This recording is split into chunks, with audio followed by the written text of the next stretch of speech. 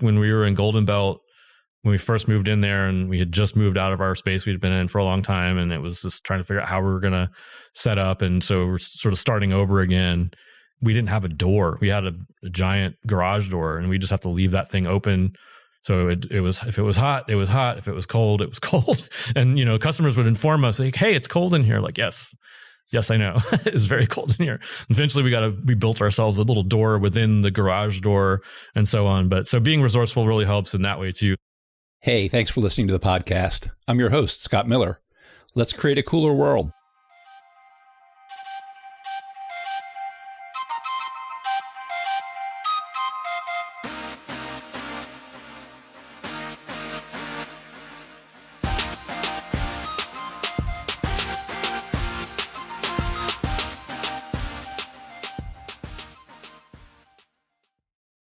When exactly is the last time that you threw something in the trash? How many things do you throw away each week? It's not surprising if you don't exactly remember, because most of us throw things away all the time. It's a normal part of life, right? We buy things and use them, they break or wear out, and we throw them in the trash. Some people throw things away just because they don't want them anymore. According to the Environment America Research and Policy Center, on average, Americans throw out almost 5 pounds of trash per person every day. That's a little over 2 kilograms for our listeners in other parts of the world. The majority of waste, 62%, that's discarded by homes and businesses in the U.S., is ultimately dumped into landfills or burned in incinerators. According to data from 2018, more than 91% of plastic was either dumped in a landfill or incinerated. Every 15.5 hours, Americans throw out enough plastic to fill the AT&T Stadium, the home of the Dallas Cowboys. That's the largest NFL stadium in this country. We throw away enough plastic in this country to fill that stadium every 15 and a half hours. Throwing things away is the trademark of a linear economy. But these days, more and more people are talking about the idea of a circular economy. In a circular economy, the people who design and sell products and the people who use those products take steps to minimize waste and ensure that goods and materials can be reused. At one end of the Lakewood Shopping Center in Durham, North Carolina, a nonprofit organization called the Scrap Exchange is doing its part to promote a circular economy. The Scrap Exchange's mission is to reduce waste and promote creative reuse. In 2023, the Scrap Exchange collected approximately 300,000 pounds of donated materials and helped keep those items from being dumped in landfills. Today, we're talking with Daniel Bagnell, a longtime employee of the Scrap Exchange. Daniel knows a lot about how the Scrap Exchange operates, and he's seen a lot of the changes that the organization has been through over the years. We're going to go behind the scenes with Daniel and learn what it's like to work at a creative reuse arts center. Daniel, thank you for being here today. Sure. Can you tell us, first of all, what is the Scrap Exchange? The Scrap Exchange has morphed over time, but its core function is what we call creative reuse center. And these exist around the world. We're modeled after one in Australia, and that's sort of like a thrift store for art supplies and useful or seemingly useless things that we encourage people to find a way to do something interesting with it. We started out with just industrial discards. So it was factory offcuts and cones and tubes from mills and things. And then teachers would come and peruse stuff and it was cheap. Nowadays, we also have the thrift store, regular thrift stores too. So we have donations coming in of just clothing and books and not normal stuff, so-called normal stuff. So now we've kind of morphed into a community center and we have creative space for art making and a gallery and events and all kinds of things. So when you get creative people working on stuff, it gets kind of, it spreads out. And now we have half a shopping center and all these things. But creative reuse center is kind of, if you want to find your own Scrap Exchange somewhere else, that's the term. We call ourselves a creative reuse arts center because we do more things than just the kind of barrels full of weird stuff. But I guess primarily what we do is try to keep stuff out of the landfill, try to get people to rethink how they use things and do they need a new thing or can they just figure out how to use the old thing, or so sort of a combo of keep it out of the dump and also be creative with it, have fun and try to get things to people that can't afford I know they used to work with a lot of like theater people who need to build huge sets, and that stuff can be expensive, but we had all kinds of cool materials for that and so on. So that's generally the idea. Can you talk a little bit about the history of the scrap exchange and how it got started? So yeah, like I said, that it was modeled on a place in Australia called the reverse garbage truck, which still exists. It's in Melbourne, I think. In 1991, it was founded. The scrap exchange was founded. Scrap exchange, yeah. Reverse garbage has been in there a long time. I don't know how old they are, but I think they're like 40 years old at least. Chris Rosenthal is she's from here, but had visited there and got the idea, and so a group of people here got the organization started. 501c3, we still are nonprofit, and it began in Northgate Mall. They had temporarily a place in Raleigh, I think too, but it was like too much work to go back and forth. But it was entirely industrial discards, like I said. So drive the van over to a factory and go to the loading dock and say, "Hey, what are you throwing away?"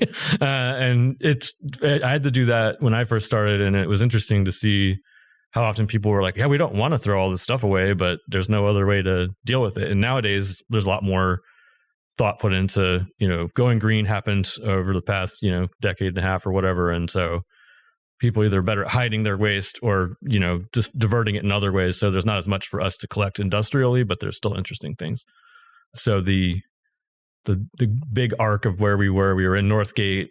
We had a free space there. So it was kind of how they got rolling, was with a free space, and then teachers and people would come and they would have big make and take sessions out in the mall. We have some funny old photos of that. But what's a make and take session? So just let kids go wild with the materials, and we still do the little make and take room downstairs.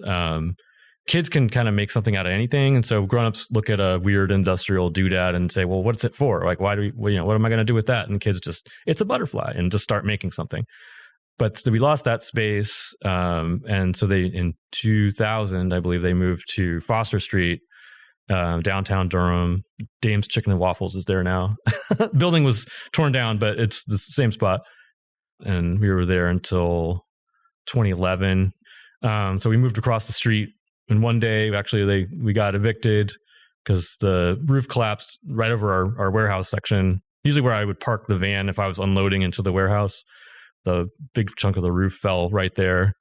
So we had water damage and just a lot of chaos in there. And then the building was condemned. It was a huge wooden tobacco warehouse, about a city block size building. Anyways, it was a lot of work getting out of there. And we were friends with the Liberty Warehouse folks, or Liberty Arts, that did metalwork. So we kind of went with them over to Golden Belt. It was a little crazy for a while, but we got set up in there, and we were in that space until about 2014. I think we were able to buy this building that we're in now, which is the old movie theater, in 2013. And so we moved then, and then this half of the shopping center that we're in was pretty much vacant, and the people that owned it were letting us use space as a warehouse. And at the time, our director really wanted to try to secure this to slow down the role of the high rises and things, and try to keep it available to artists and people. And so she managed to get us to purchase this half of the shopping center. And then we got the thrift store opened in 2017. That was the first time we ever started taking stuff like clothing and anything that was sort of not an oddball or craft or arts related item or office things. And now we're kind of still coming out of the pandemic slump, and we have a new director now, and sort of we're trying to rebuild a lot after that. We don't have a warehouse at all anymore. So we've got more stuff coming in than before, but not anywhere to put it. So that's kind of our current state of affairs.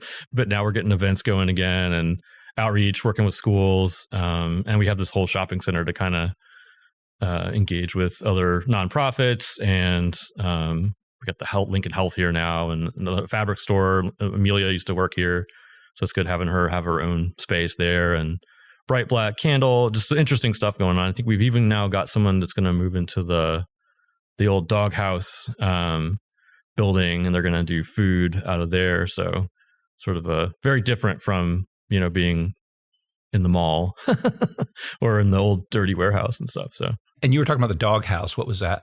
yeah, it's in the sort of out in the middle of the parking lot. There was a lot of, when the shopping center was originally designed, there was a lot of drive-through.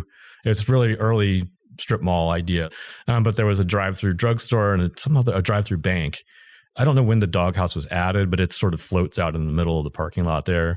There's one, I guess, still over on Hillsborough Road, but it's shaped like a doghouse, and it was a hot dog hut. And initially, when we got the shopping center, like the land under it was part of the deal, but not the building itself. And I think eventually the people whoever owned the building still, I think it was whoever owns the doghouse business, let us have the building. So it's been sitting there with soda still in the lines and stuff for a long time. So it's going to take some work, but I think we've got someone that's going to do like a barbecue, some kind of thing, like people that used to have a food truck or something like typical Durham thing out of there. It's been an odd situation, but hopefully we'll get it back to life. It'll be a good place for some lunch, I think. I just want to go back to that make and take really quickly. This is something that what kids will do, where you're just putting a bunch of materials out on a table, it sounds like, and letting the kids grab the materials and make whatever they want. Yeah, make and take. I wasn't there for the earliest days of make and take, but the way we do it now is we have barrels. So we have these blue barrels that people are often familiar with from when we go to schools and events, out in the world. And so there'll be one just full of egg cartons and one full of some sort of industrial, plastic thing and lab stuff, whatever it is. And so we have tables, and there's usually just tape and staplers. Glue gets really messy. Paint gets messy. So we limit the super messy stuff and try to have like enough stuff where there's like a surface to work on, things that are easy to cut like paper and fabric, and then decorative things like stickers, and we have markers and stuff. So yeah, it's just kind of let kids go crazy. We do birthday parties. Those are always really wild. And like I say, usually it's the kids can you don't have to tell them anything. Some people need a lot of guidance, but kids just to kind of go crazy. And it was a good way to take some of the things that nobody really knew what to do with, or we have an overabundance of. Like we used to have a lot of fabric samples. So like when a decorator has a book full of, all the different ways you can cover your sofa, they have hundreds of those, and each one has, 50 different pieces of fabric in it, and they're all usually not very interesting. But you give those to kids and they'll cut them up and they'll figure out some way to make something out of it. Originally, the scrap exchange was basically what this part is that we're sitting in right now, which is more like donations from industry, things like samples of fabric, bolts of fabrics, things that you wouldn't find in a normal thrift store. And then in 2017, you opened the other side, which is like a more traditional thrift store that people are familiar with clothes and household items and things like that. Right.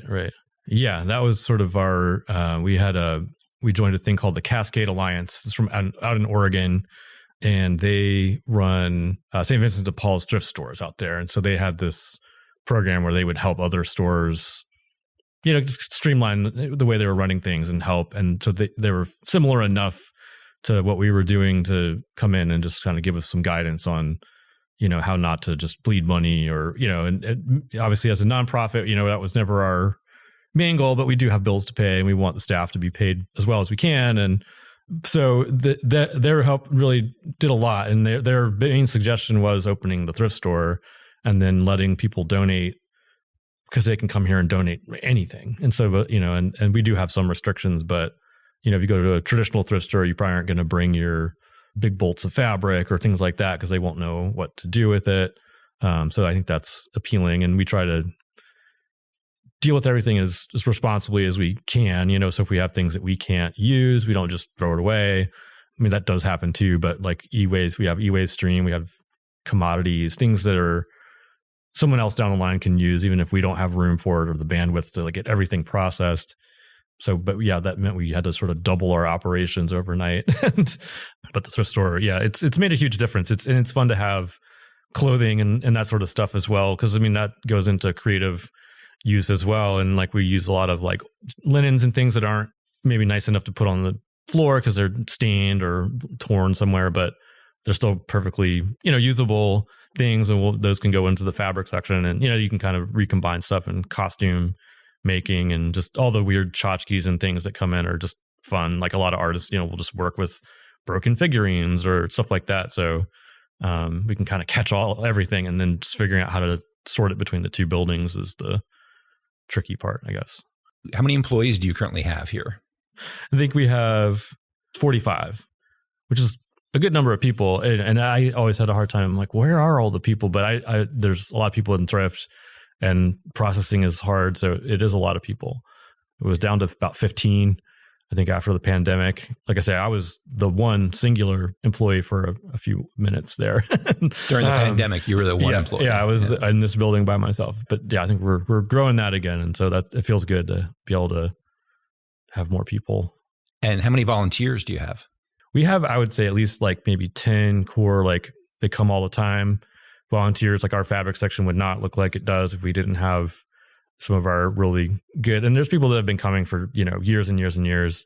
It's fun to dig through raw donations. I mean, you never know what you're going to see. And sometimes it's disgusting, and sometimes it's just a treasure, and it's fascinating. And then we work with court-ordered volunteers. So if you have to do volunteer time, you can come here. We'll have you sort pencils or do something. And we've actually gotten staff members from court-ordered volunteers that came and just liked it so much they wanted to stay here. And then we do work with like special needs volunteers, and we've had a number of different people over the years. People come and go a little bit, but usually people stay for quite a long time. And have a very particular task that they'll do. Like we have a guy right now who dismantles electronic things. He loves machinery. We don't get quite as many like electromechanical things like typewriters as we used to. And now most things are big boxes with little circuit boards in them. But he really loves to take stuff apart. And so he'll break things apart. We can pull the circuit boards, and, when we do e-waste, we can divide that up a little bit. But I'd say there's 30, 40 different volunteers every month at least, and they're growing that program as well. So we have once again, we have a dedicated just volunteer person. So we work more with large groups, and we've had people come up from South Carolina as a big group to just work here for a few days or whatever. And so the volunteer program is pretty interesting. We've trained other people actually too to go and start their own center. We did a boot camp for a while, so that was like a paid, more like formal thing. But we've had people come and volunteer with us and just work with us long enough to get the sense of how we do things, and then they'll start a place. There's a guy in South Carolina now in Greenville that's doing one. Reconsider Goods. They did some training with us before, but they're doing really. I think they're a really good one that's also nearby. So I'm interested a little bit in your history, your background. Can you tell us a little bit about your story, how you got involved in the scrap exchange? Well, initially I had a friend that was doing the collections, and he needed help. So I started just going around in the van with him, and it was just sort of fun to do. But I've always been sort of nosy about, I love factories and these kinds of places. And so when he was ready to move on, I thought, he's like, well, you should just keep doing it. And I was just working retail at the time, so it seemed great to me. I'd been to the scrap exchange when it first opened, because I didn't remember it until I saw the materials at my parents' house. I had made some sort of foam sculpture or something, and I was like, there's no other place I could have gotten that stuff than at the scrap exchange. I mean, I make art and just kind of dabble in different things. And so it's just a sort of natural fit. And especially when we were in the Liberty warehouse, that was a fun place I could get up there and do my work, and then, dig around and see what kind of things there were to mess with. And I would, we could make art and do other things sort of on off hours and just play around. So yeah, so I come from sort of more of the art background, but I've done a lot of driving and different things. And I'm from the area, so the scrap has sort of always kind of been in the back of my mind. But I hadn't really thought about it. I lived elsewhere for a while and came back here, and my friend was like, "Oh yeah, I'm working at the scrap exchange." I was like, "Oh yeah, I kind of forgot about the scrap exchange." And then as soon as I got in the door, I was like, "Oh, this is where it's at," And so I've been there ever since. I had a brief hiatus, but I'm back now. So. And when did you first start working here? Volunteered in 2006, and so I was formally employed in early 2007. So it's been a while. And what do you do here now? I like to think of it as sort of putting out fires in a lot of ways, or sometimes we just are overwhelmed with processing. We're always overwhelmed with need for processing different things. And so if it's something I know anything about, I can help with that. Or I try to do a lot of the sort of creative things that no one else has time for. We've always wanted this, since we own a building now, we've been wanting to just really decorate it and make it ours, because the other places we were in, we could do a little bit and we could make it our building, but it was, you didn't really want to go too far because you'd have to take it all down or, get destroyed. And like on Foster Street, I had made this like giant wall of videotapes, just glued a million videotapes together. And it sort of made a wall for our little artist marketplace area. But when we had the roof collapse, we had to move out. It was like impossible to take it apart. So it just got wrecked. But now in this building, we want to start really claiming it and doing things like installations around the building, like the big wall of blue stuff or like the shiny hallway or whatever. I'll do those things when I have sort of the moment to do it in or whatever, and working on the artist marketplace, getting that back together, curating all the weird stuff that's in the sort of the antique stuff side or whatever, the scraps side as opposed to the artist material. But yeah, it's all sorts of things. I used to do more of the graphic design and that sort of stuff too. And we have more people now that can do that. So I don't have to do all of that anymore. Designed the logo. We did a TV commercial one time. I had to do that. It was very low tech, but it was funny. So I think that was, for us, that worked pretty good. So I've kind of done all sorts of things, I guess. We have a good team of creative people now. So I don't have to do like every single piece of paper that comes out of here, every single, Instagram post or whatever, which is nice. I've always had a hard time describing what I do here. I think a lot of staff are always like, what is that? What does he do here? And I don't want to be that guy, but it's fun to do kind of whatever I need to do, but try to be useful. What do you like most about your job?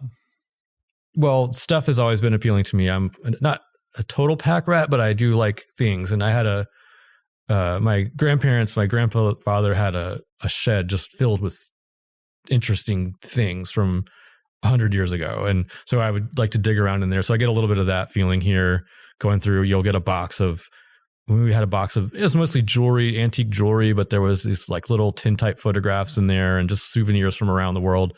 So that sort of thing is just fun in a being nosy kind of way. But it's like the people working with creative people. And I think we've got a really diverse staff now of people from lots of different places in life and different backgrounds, and working together with people really gives you a good perspective on like what we're doing and why too. Like, why do we have all this stuff? Who's going to use it?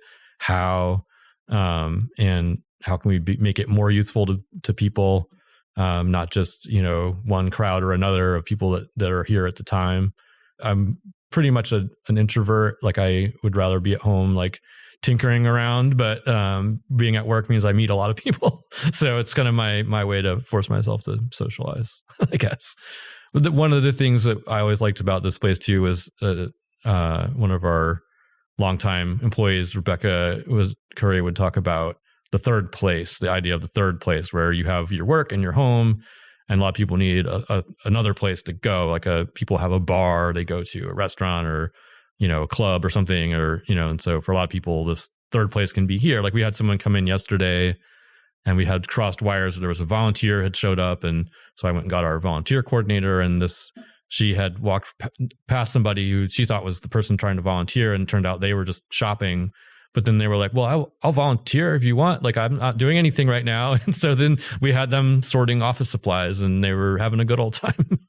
So I guess that's part of what I like about being here, is just sort of it's not like Sesame Street, but it's sort of it's strangely idealistic place that, we try to spread that and just be open to, we get all kinds of crazy things happen here, but usually it's for the better. Who is someone here you're very proud to have worked with, or very proud to work with right now? Wow, there's a lot of people. I know everyone's so different, and they have, gosh, that's an interesting one. That's one I've never gotten before. I mean, our previous director, so she's not here now, but Anne was a visionary person and got us to where we are now, but also as a real creative person, not always, she had to have some ballast of someone that can say, well, okay, well, if we do that, we're going to go out of business, or whatever. But I think she really did a lot to get us to be the sort of more iconic thing that it seems like we are now. And I mean, our current director, Heather, is a fascinating person and has done lots of things. And I think is really, more people focused. And I don't know, it's hard to choose. I mean, my wife runs the artist market. So, I mean, I might have to say it would be her, just, legally, but it's still true too. But, that would be cheating. We have worked with a lot of artists over the years that are inspiring to you, but it's a tough one. It's hard to choose people as a team. It's, this is really a team-based place. One person can be a powerhouse, but without everyone else kind of backing them up or being willing to, you get a lot of big personalities with especially in creative realms, and there have been challenging people to work with, but they do a great job, or whatever. And so it's just kind of trying to find that line between keeping the place running and doing well and just driving everyone nuts. And, so usually someone gives up after a while, but I mean, I think everywhere is like that. So you mentioned earlier that people come here to actually learn how to do what the Scrap Exchange is doing. And so let's say I was someone who said, hey, I want to, I'm from somewhere in Virginia and I want to start a place just like this. What are some of the maybe most helpful suggestions you could make, or the most helpful advice you could give to someone in that situation? Yeah, I mean, we've tried to do that a lot over the years, and it's changed a lot since we started. And so nowadays it's maybe a little different, but I'd say that our biggest challenges are with space, having somewhere to put stuff, and then finding materials. Depending on where you are, there's different industries. And I think researching what's made locally and how to contact people. Like I say, in our early days, they would just drive around in the van and go to the loading docks and look for dumpsters and things. And that may not be quite as doable now, but you never know. I think a lot of resourcefulness is necessary and willingness to kind of be out there and just chat people up and call places, email places. And that's really the main thing, is getting some stuff and then having a space where people can come and have access to it. And people have done it sort of a more warehouse style, where it's not a fancy store that looks really nice or anything. It's just some stuff in boxes in a room. But you can say, teachers, every Tuesday, teachers come and just take whatever they want. Or, there's, I think it's Materials for the Arts in New York. That's one that's municipal. So it's run by the city. And so they get amazing stuff. New York City is full of stuff. And so, you can go from that to little hometown. It's a closet, and you just get your friends involved or whatever. So it's whatever scale you want. Like the guy in Greenville, he came and worked with us for a while. He went on pickups with me and just sort of, you just learn what the routine is like. And I think I don't know the sort of the rules around becoming a nonprofit, but that really helps to be able to give people a tax receipt, especially when you're dealing with big companies. They can write it off and say how green they are, and we've our waste stream and all this sort of stuff, which is helpful. It depends on the scale you're at. Like we had places where we would go pick up, but they want us to take everything all the time, and it was just more stuff than we could handle. And so we had to sort of find a way to say, I'll take 1 barrel of heavy plastic things, but maybe not 1,000 barrels. So it is sort of about networking and just being willing to cold call places or, contact people. For us now, we're sort of on the other end of that. Like we have less of the industrial collections. They do get fabric still from places, because that's one of our main things. And there is still furniture industry and some textiles going on in North Carolina, but it's not like it used to be. That's, I think, the trick. Yeah, securing a space, having a vehicle is helpful, and then figuring out who your audience is. I guess if you're working with like teachers and you want to be sort of like a free materials and you have a lot of grants, getting a grant writer is probably super helpful. We've always kind of had some grants, but we were never fully supported by grants. It was always about having the retail space. We call it scrapitalism now, because we need to pay people, we need to make money, but money is sort of just this necessary thing. It's not like we're not like dead. We got to make as much money as we can. We don't have investors and all that sort of thing. It's just about living wage and just keeping the buildings, these old, dilapidated buildings, up and running. Like I say, we don't have heat in half the building right now, and we're waiting for that and so on. But when we were in Golden Belt, when we first moved in there, and we had just moved out of our space we'd been in for a long time, and it was just trying to figure out how we were going to set up. And so we're sort of starting over again. We didn't have a door. We had a giant garage door, and we just have to leave that thing open. So it was, if it was hot, it was hot. If it was cold, it was cold. And, customers would inform us like, hey, it's cold in here. Like, yes, I know. It's very cold in here. Eventually we built ourselves a little door within the garage door and so on. But so being resourceful really helps in that way too. Like knowing a lot of people that are good with how to organize things and build stuff. And they will naturally come if you say, hey, I've got this pile of old wood from a torn down barn or whatever realm you're working in. People will come and they will definitely want to do it too, because it's just a natural thing, I think, for people to want to mess with stuff.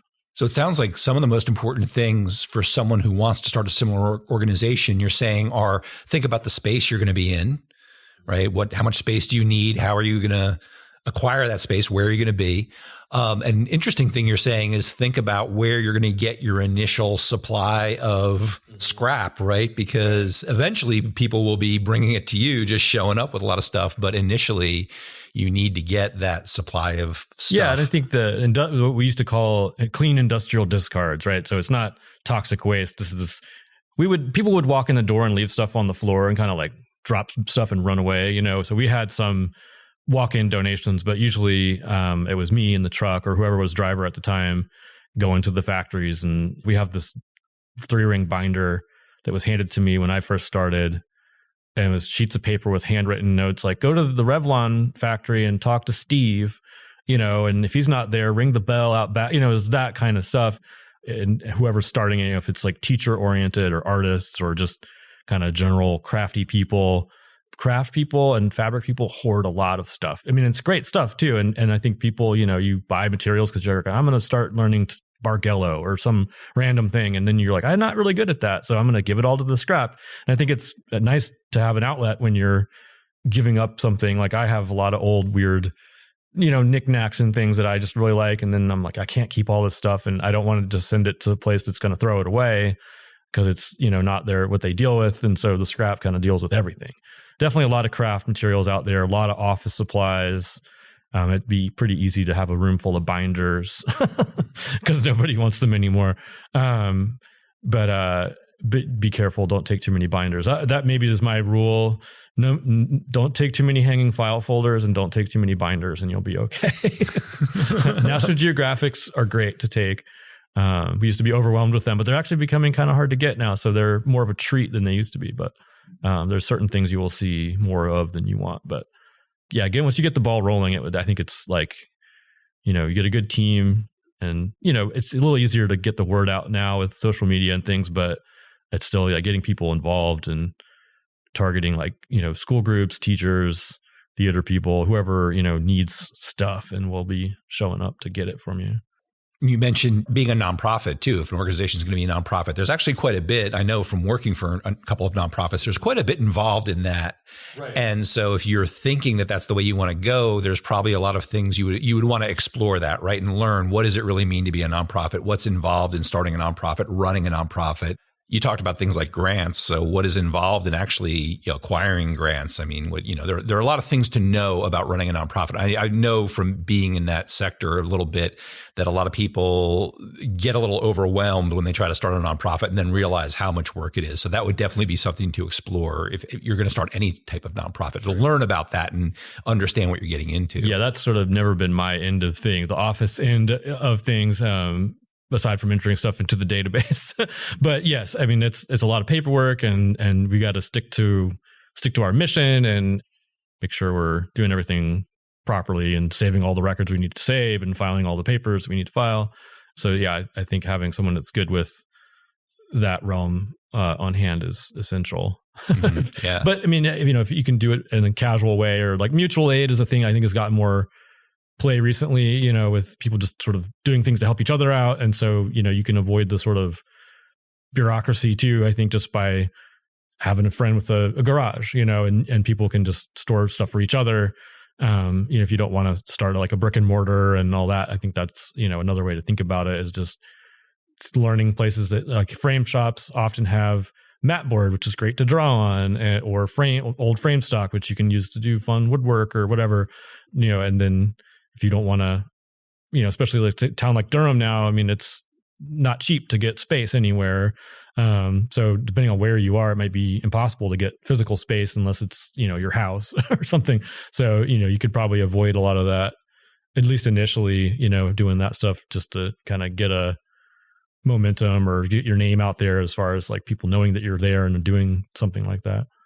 Yeah, that's a really interesting option that you're bringing up, the idea of starting small, right? Like if you have a garage space or some small space that you can use, help keep things out of the landfill and do something similar to what Scrap Exchange is doing, but on a smaller scale to get started, to make some connections, let people know who you are, and then grow it from there. Yeah, I think that, even just like neighborhood listservs and stuff like that, you see people swapping stuff a lot, and we usually think about it in sort of the big scale because we're one of the bigger ones out there now, but it sort of just happened over time.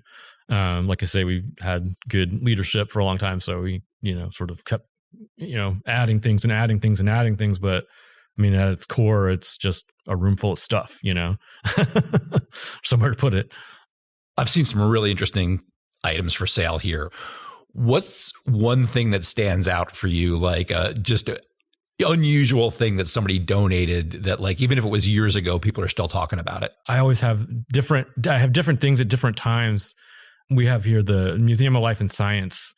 A lot of what they have is old, like NASA stuff. And so we've gotten some funny old government things from them, but they gave us a jellyfish tank one time that was this giant acrylic cylinder, like a sewer tank sized, acrylic cylinder that was just, as an object, was just fascinating. But the fact that it was a jellyfish tank was fun. I mean, people will donate just really weird stuff, animal parts. I mean, just strange things. But one of the things I really thought was cool was there were these big metal cabinets, like the size of like a refrigerator sized metal cabinet.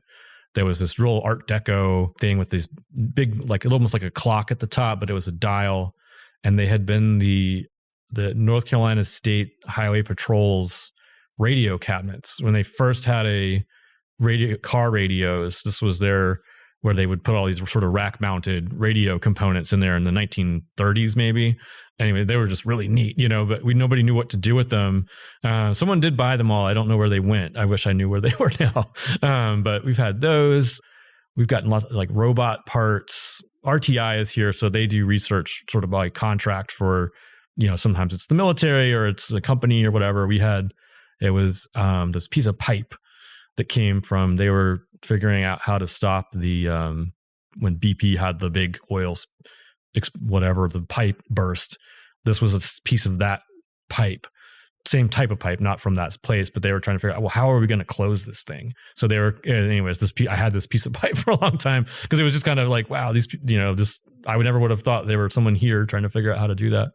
A lot of antiques and just interesting things. Like just recently we got someone left in the lobby this little banker's box, and there was something else on it. It was like a grocery bag with some fabric or something. This happens a lot. People don't want to wait in line next door to, drop off stuff. And they're like, well, it's going over there. I'll just take it over there. And this had been sitting in the lobby for a while.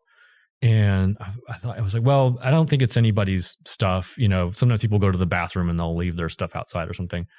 And so I finally picked it up and I opened it up, and a lot of old photographs, like maybe from like the 40s, early 50s era.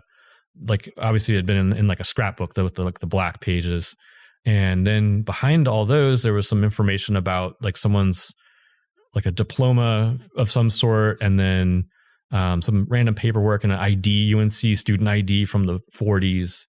And then all these photographs of car wrecks from the early 60s, just like car wreck after car, all these beautiful cars just smashed to pieces. And on the back, it would say, taken at southwest corner of this intersection somewhere in Florida.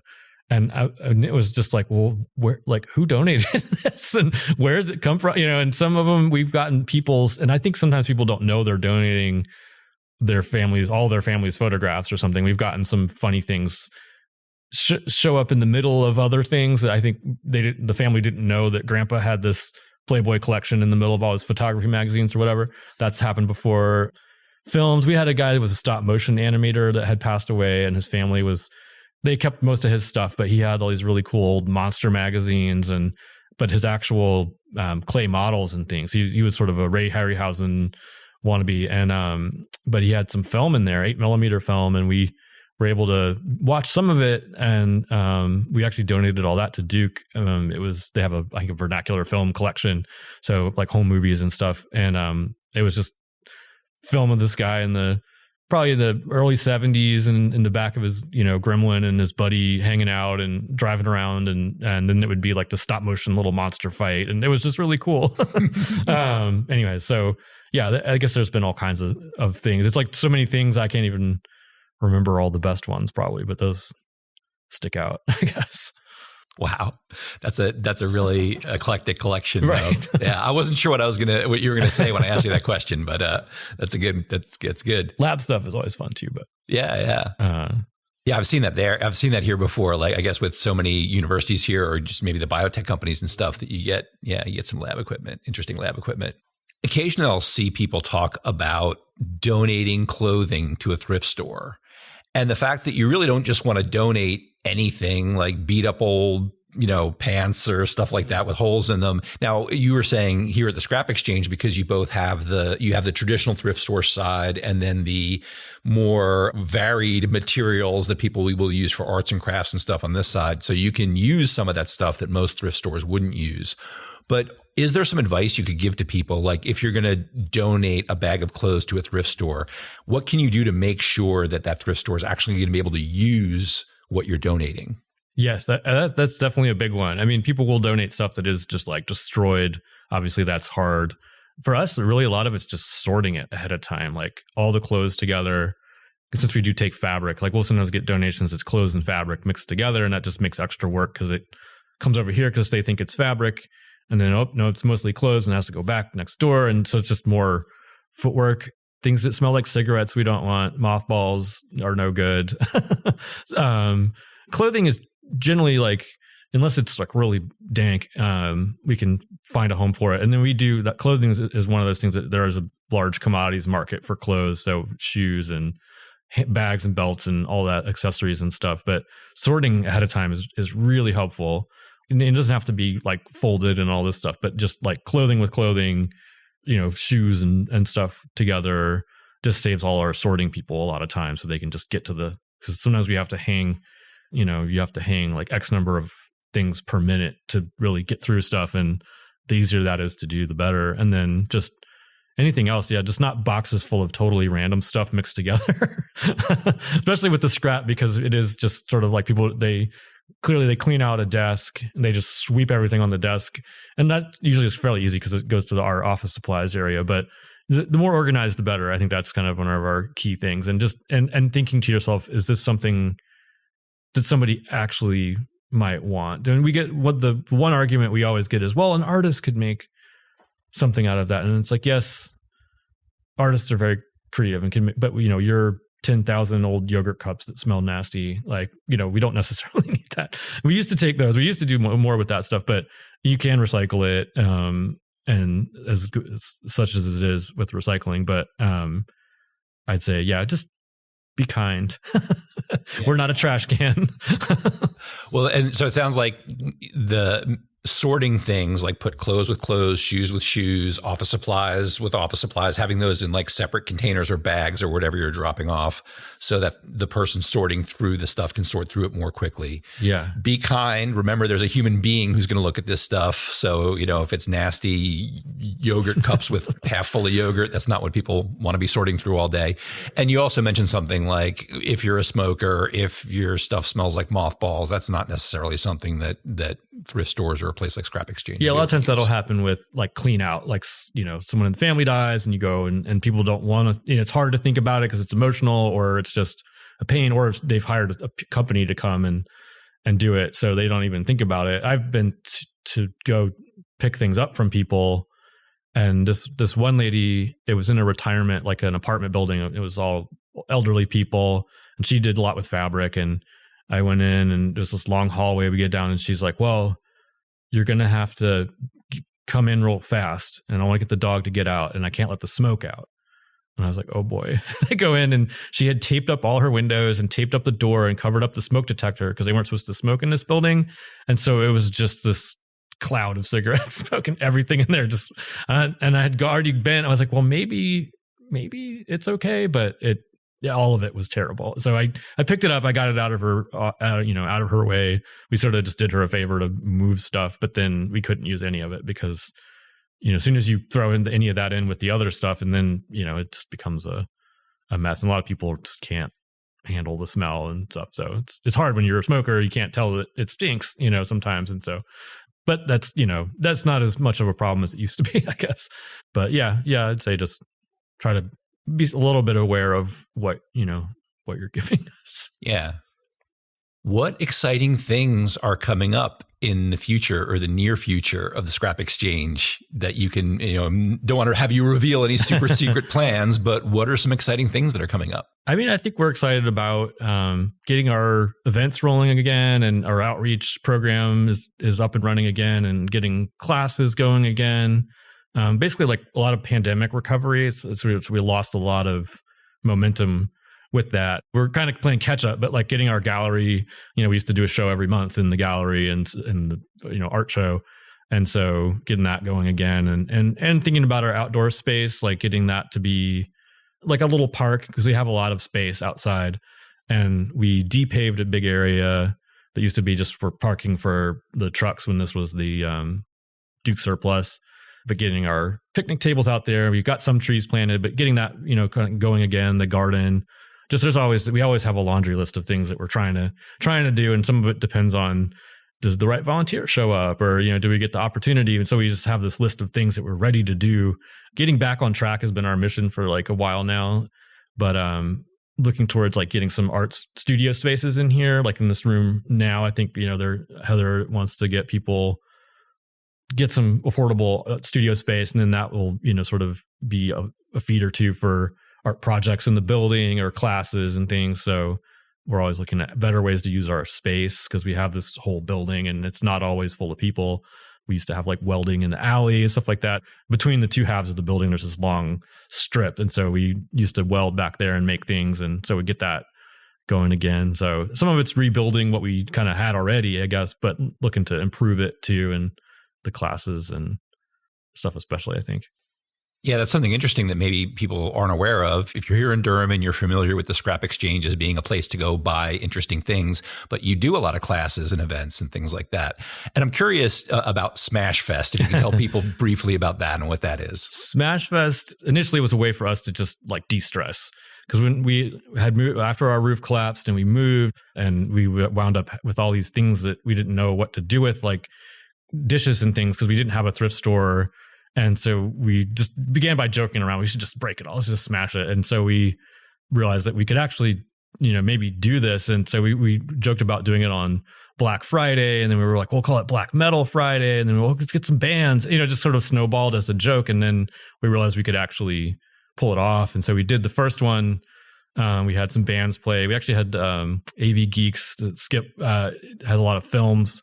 And so he put together a reel of films that were like all about juvenile delinquency and capitalism and different things all strung together. And so he just showed some films on the side of our van. And so it was just this weird party, basically. But we wound up raising a little bit of money, which for us at the time was a big deal. And it was just fun. And so the next year, Black Friday was coming around, and we're like, well, let's just do it again. And we eventually had to have a sort of more formal meeting about, well, why are we doing this, and what is it? And we just sort of liked the idea that it was sort of this circle of life. Like you have this object, and either it's precious to you and it's vintage china, you want to keep it, or you can just break it and there'll be another one tomorrow. And there's just this overabundance of stuff, and we can do this every year, smash hundreds and hundreds of things. And the next year there will be hundreds and hundreds of things more. And so, but it's sort of a combination of just thinking about, this sort of idea of this day of the year specifically being about like, go buy. And this is this quick, you buy something and then you just break it and it's over. And you can use it as therapy. We had a lot of people real, like meaningful moments with people writing like, cancer and then smashing it and things. And so we've sort of evolved. Okay, I want to share a quick public service announcement. If you are being treated for cancer, or if someone you know has had cancer and you want to write the word cancer on a plate and break it, I totally understand. I really do. That can be a very cathartic and meaningful thing to do. But I very much want to encourage you to think about where you are doing this. So there's a lake near my home here in Durham that I like to visit. And last year I was walking in the water. I was in about knee-deep water, kind of close to shore. And I saw this white thing on the bottom. It looked like a Frisbee. So I went to pick it up and I thought, man, this is a really heavy Frisbee. And then I realized it was a plate, like a ceramic dinner plate. And I looked at it and there were like these affirmations that someone had written on the plate. So clearly someone had written these things on the plate that were meaningful to them and then thrown the plate out into the water, into the lake.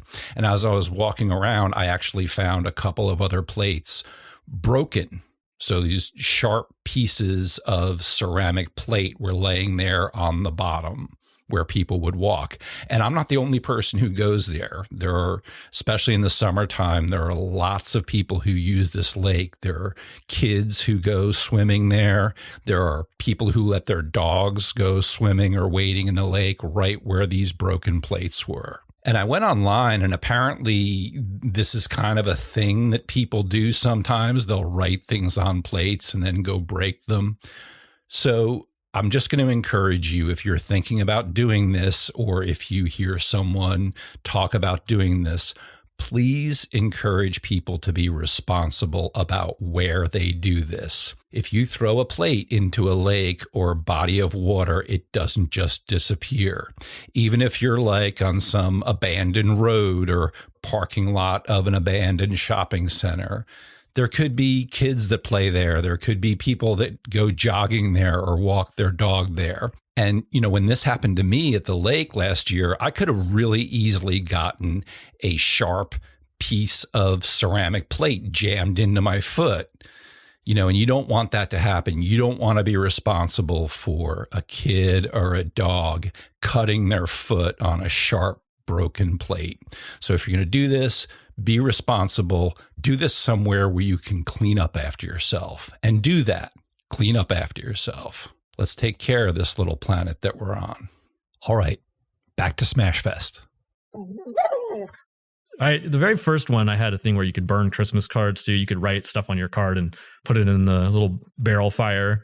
So we brought that back this past year. This is the first one we've done in several years. So we had to make it a comeback. But it just became a way to have a big, fundraiser kind of thing, but also just a party, I guess, sort of. It's a lot of work, though. It was, the first few were like more like just, oh, it's fun. And, and then we kept making it more and more elaborate. And we'd have, what year was it? 2016, maybe. We had the HB2, Ode to HB2, which was our toilet on a dunk tank platform. And so we set the toilet on fire and dropped it, and we had a glass ceiling smash. So there's some. We had a statue tipping. We did different stuff, but mostly it's just there. People can come, and it's fun to watch people that you would never expect to show up at a. There's fires and metal bands playing or whatever, and they're the family with their kids, and they're just smashing things. And like my child has been to every single one of them since he was little, and just loves it. Kids love it. So it's evolved over time, but. It's just a weird event, and I think it's just a fun thing, and we can find different ways to justify it, but really it's just fun to do. So basically a fundraiser where people can come and destroy things. Yeah. And, I do think it is a way to kind of realize how much stuff there is, because we always have someone who's like, why are you breaking things? People can use these. And a lot of the stuff is really stuff that nobody wants, and you could make something out of it. And we do save a lot of the broken material.